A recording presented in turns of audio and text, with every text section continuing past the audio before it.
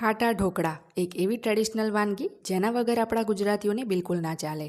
રવાના ખાટા ઢોકળા પૂજા બને એમાં કંઈ નવી વાત નથી, પણ મોસ્ટલી આવા દાળ ચોખાના ઢોકળા ઠંડા થયા પછી ગળે ડૂચો વળતો હોય છે. પણ મારી રીત પ્રમાણે બનાવશો તો ઢોકળા 100% પોચા બનશે અને હા, ઠંડા થયા પછી પણ પોચા જ રહેશે. સવારે બનાવેલા ઢોકળા સાંજે કે પછી સાંજે બનાવેલા ઢોકળા સવારે ખાશો તો પણ એમ થશે કે આ તો હજી હમણાં જ બનાવ્યા લાગે છે. એકદમ સોફ્ટ જાળીદાર ઢોકળા બનાવવાની બધી જ ટિપ્સ આ વિડીયોમાં જણાવીશ, તો ચાલો રેસીપી શરૂ કરીએ. તો એના માટે અહીં મેં 1 કપ જેટલા કણકી ચોખા લીધા છે. તમે ઢોકળા માટે બાસમતી સિવાય કોઈ પણ બીજા ચોખા લઈ શકો છો, જેમ કે કોલમ, મસૂરી કે પરિમલ કોઈ પણ ચોખા લઈ શકાય. અડધો કપ ચણાની દાળ અને ચણાની દાળથી થોડી ઓછી એટલે કે 1/3 કપ અડદની દાળ લીધી છે. આ ત્રણેય દાળને 4-5 વખત ધોઈને 5 કલાક માટે આપણે સરસ પલાળી દેવાની છે. તો મેં પહેલેથી જ દાળ ચોખા અહીં પલાળીને રાખ્યા છે. તમે કોઈ વાટકીથી માપતા હોય તો પણ 1 વાટકી ચોખા, અડધી વાટકી ચણાની દાળ અને ચણાની દાળથી થોડી ઓછી અડદની દાળ લેવી. તો દાળ ચોખા અહીંયા સરસ ફૂલી જાય એ પછી આપણે બધું જ એનું પાણી નિતારી અને એક મોટા મિક્સર જારમાં એને લઈ લઈશું.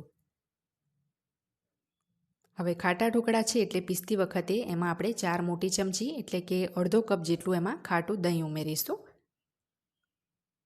સ્વાદ પ્રમાણે મીઠું અને અડધો કપ જેટલું એમાં પાણી ઉમેરી સરસ સ્મૂધ એને આપણે પીસી લઈશું. હવે જ મેઇન પોઈન્ટ આવે છે, ઘણા લોકો આને થોડું ગગરું પીસતા હોય છે. એનાથી જ ઢોકળા ઠંડા થયા પછી ગળે ડૂચા વળતા હોય છે. એકદમ સ્મૂધ એની પેસ્ટ જ કરી નાખવાની છે, તો ઢોકળા પોચા પણ બનશે અને ઠંડો થયા પછી પણ તમે ખાશો તો બિલકુલ તમને ખબર નહીં પડે. એકદમ સ્મૂધ પેસ્ટ અહીંયા મેં કરી છે, તમને હું નજીકથી પણ બતાવું છું. જો સહેજ પણ આમાં તમને ગગરું દેખાય? બિલકુલ નહીં દેખાય. એકદમ જે બારીક રવો આવે એનાથી પણ મેં સ્મૂધ એને એકદમ પેસ્ટ જ કરી નાખી છે. જરાય ગગરું રાખ્યું તો ડૂચો વળવાના પ્રોબ્લેમ આવશે જ. હવે એક જ ડાયરેક્શનમાં આ ખીરુંને 1 મિનિટ આપણે ફેંટી લેવાનું છે, જેથી એમાં હવા ભરાય અને જ્યારે ઢોકળા આપણે બનાવીએ તો સરસ એ ફૂલે. તો હવે ઢાંકીને 10થી 12 કલાક માટે આપણે આથો લાવવા એને ગરમ જગ્યાએ મૂકી લઈશું. તો સારો આથો આવે એ માટે આ રીતનો કોઈ જૂનો રૂમાલ હોય અને તપેલીની ફરતે મેં વીંટાળી દીધો છે. 10 કલાક પછી એટલે કે આખી રાત જ મેં આને ગરમ જગ્યાએ રહેવા દીધું હતું. અત્યારે ઉનાળો છે એટલે સરસ ખાટા બને છે ઢોકળા, નહીં તો શિયાળામાં તો હું જે પતલો બ્લેન્કેટ આવે એ જ ઓઢાડી દઉં છું. તો સરસ એનો આથો આવ્યો છે, ખાટી સ્મેલ પણ ખીરુંની સરસ આવે છે. તો હવે એમાં 2 ચમચી આપણે તાજી પીસેલી આદુ લસણ મરચાંની પેસ્ટ ઉમેરીશું, 5 ચમચી જેટલી હિંગ ઉમેરીશું, 5 ચમચી જેટલી હળદર, 2 ચમચી એમાં સફેદ તલ ઉમેરીશું અને 3 ચમચી એમાં આપણે ખાંડ ઉમેરીશું. જો ખાંડની જગ્યાએ ગોળ ઉમેરવો હોય તો 3 ચમચી ગોળ ઉમેરી શકાય. હવે એમાં આપણે 5 ચમચી બેકિંગ સોડા ઉમેરીશું, જે ટાટા આઈ શક્તિનો 10 રૂપિયાના પાઉચમાં ઓરેન્જ કલરના પેકેટમાં મળે એ સોડા લેવાનો છે. 1 થી 1.5 ટેબલ સ્પૂન એમાં કાચું જ આપણે તેલ ઉમેરીશું અને બધું જ હવે આપણે સરસ મિક્સ કરી લઈશું. અહીં ખીરું પણ મને થોડું જાડું લાગે છે, તો એમાં થોડું જરૂર મુજબ હું પાણી પણ ઉમેરીશ. જો તમે ખીરું પણ ગાઢું રાખ્યું તો પણ ઢોકળા બની જશે, પણ ઠંડા થયા પછી ગળે ડૂચો વળશે. એટલે ખીરું પણ ખાસ બહુ વધારે ગાઢું ના હોય એનું ધ્યાન રાખવું. તો અહીં મેં મીડિયમ પતલું જ ખીરું રાખ્યું છે આ રીતનું. આવી નાની નાની વાત જો ધ્યાનમાં રાખશો તો ક્યારેય તમારા ઢોકળા ડૂચા નહીં વળે.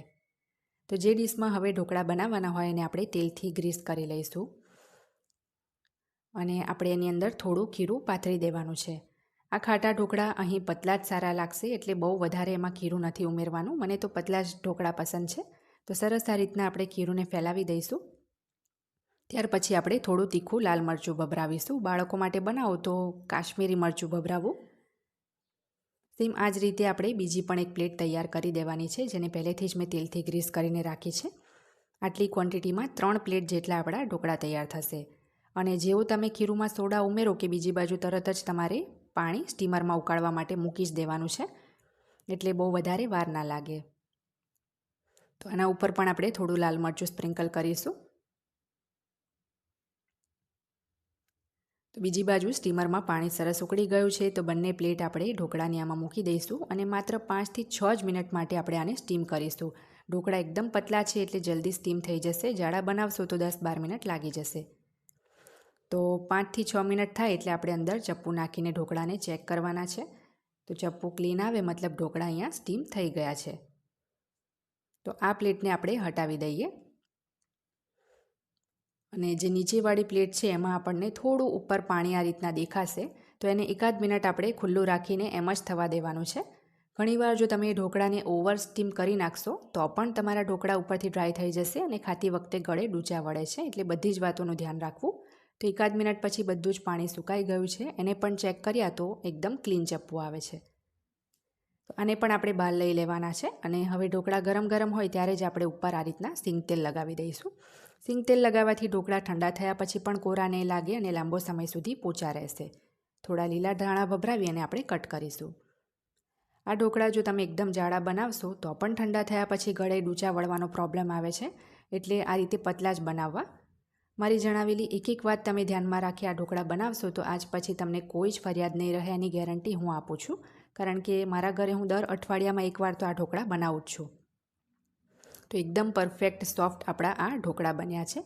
આ ઢોકળાને તમે સવાર સાંજની ચા સાથે કે પછી લસણની તીખી ચટણી સાથે સર્વ કરી શકો છો. ખાવામાં બહુ જ ટેસ્ટી લાગે છે.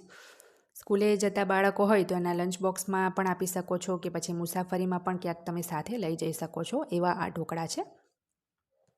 તો આજની આ રેસીપી જો તમને ગમી હોય તો મારી ચેનલ રસોઈની રમઝટને સબસ્ક્રાઈબ કરી પાસે રહેલા બેલ બટનને દબાવવાનું ના ભૂલતા, જેથી દરેક નવા વિડીયોની નોટિફિકેશન તરત તમને મળે.